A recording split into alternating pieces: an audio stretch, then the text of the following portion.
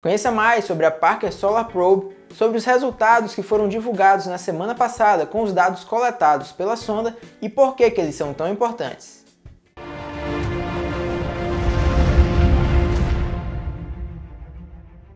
Muito bem-vindo ao canal Um Pequeno Passo. Eu me chamo Ricardo Freire e esse é um vídeo que eu resolvi gravar aqui no canal por uma série de motivos. Primeiramente porque as descobertas feitas pela sonda Parker são de extrema importância para a ciência e para a engenharia como um todo.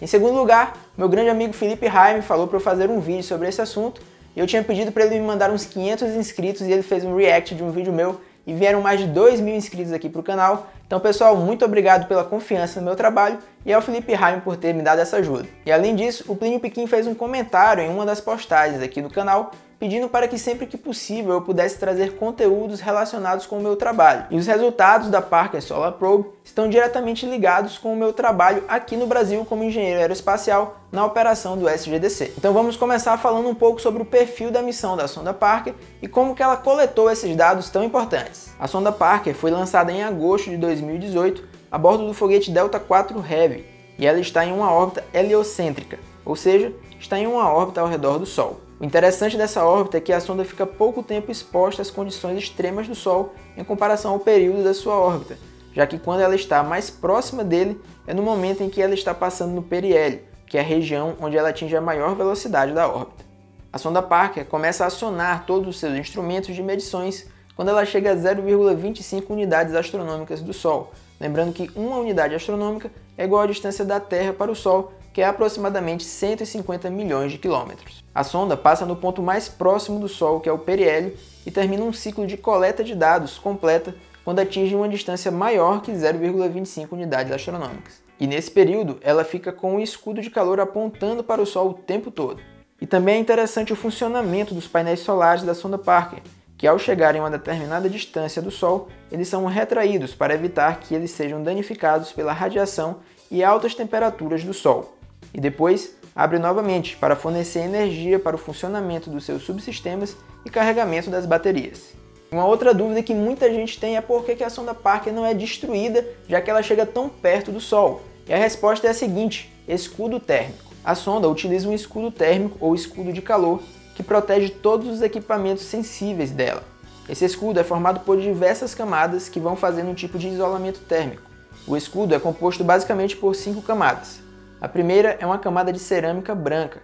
A cor branca é muito importante para refletir o máximo possível de energia e evitar que ela seja absorvida pela sonda. Outra camada intermediária, uma camada de carbono-carbono, uma espuma de carbono e uma última camada de carbono-carbono. Essa grande quantidade de carbono se deve pelo fato de ser um material leve que apresenta uma alta resistência a altas temperaturas e tão importante quanto a resistência a altas variações de temperatura, que é o caso.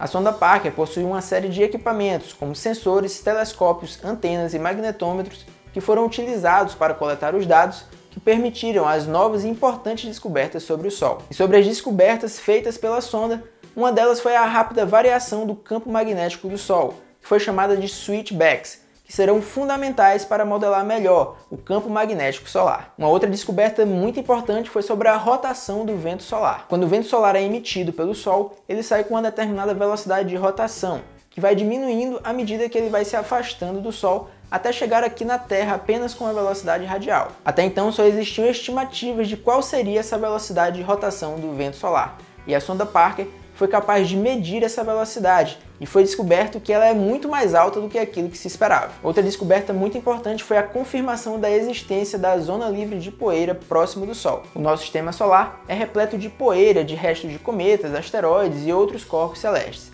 E há muito tempo acreditava-se que à medida que você vai se aproximando do Sol, toda essa poeira começaria a ser consumida pelo seu calor, até ela ser transformada em gás, gerando assim uma região livre de poeira. A sonda Parker mostrou que essa região realmente existe. Ela detectou que a partir de 11 milhões de quilômetros da região mais externa do Sol, logo abaixo da corona, a densidade de poeira começa a diminuir, de forma que a região totalmente livre de poeira deve ficar entre 2 e 3 milhões de quilômetros do Sol. Foram coletadas informações sobre como que as partículas que são emitidas pelo Sol são aceleradas, como que acontece a transição da coroa solar ou corona para o vento solar, e a Parker Solar Probe descobriu que acontecem pequenas explosões solares nas proximidades do Sol que até então nunca tinham sido observadas daqui da Terra. E assim, com os novos dados coletados pela sonda Parker, será possível modelar melhor as explosões solares e as ejeções de massa coronal, que são chamadas de CME, que é quando o Sol emite uma grande quantidade de plasma que pode atingir a gente aqui na Terra. Mas aí você pode me perguntar, Ricardo,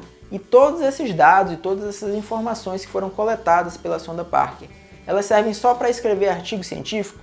E a resposta é não. Essas informações são extremamente importantes para uma infinidade de missões espaciais, sejam missões tripuladas ou a operação de satélites. Eu, por exemplo, trabalho na operação do satélite SGDC e todo dia eu acompanho as previsões que são disponibilizadas pelo site da NOAA sobre o comportamento do Sol. A NOAA é uma agência dos Estados Unidos que faz previsões do clima espacial, que nada mais é que a forma como a atividade do Sol pode afetar a gente aqui na Terra e as missões espaciais. O problema é que a gente sabe ainda muito pouco sobre como é o funcionamento do Sol em detalhes, e todas as previsões de como o Sol vai se comportar é baseado em modelos que ainda são pouco precisos.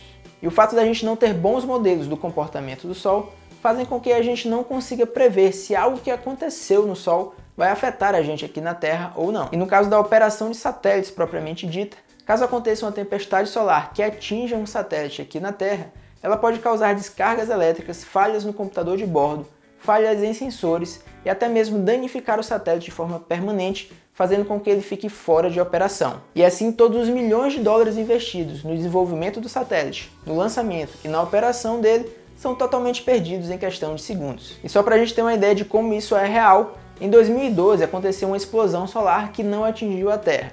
Mas caso ela tivesse vindo na nossa direção, nós iríamos perder uma grande quantidade de tecnologia, de forma que a gente levaria 10 anos para recuperar todo o estrago feito por essa explosão solar. Por isso que esses e os próximos dados que serão coletados pela sonda Parker são de extrema importância, não só para as operações espaciais tripuladas, para garantir a segurança dos astronautas, para aumentar a confiabilidade das operações de satélites, mas também para garantir a nossa segurança aqui na Terra. E assim chegamos ao final de mais um vídeo aqui no canal. Se você ainda tem alguma dúvida sobre a sonda Parker, não deixe de colocar aqui nos comentários. E se você chegou aqui no canal Um Pequeno Passo e ainda não é inscrito, não se esqueça de se inscrever aqui no canal. Se você gostou do vídeo, deixe seu like. E se você quiser saber as novidades do espaço no Brasil e no mundo, acompanhe Um Pequeno Passo nas mídias sociais.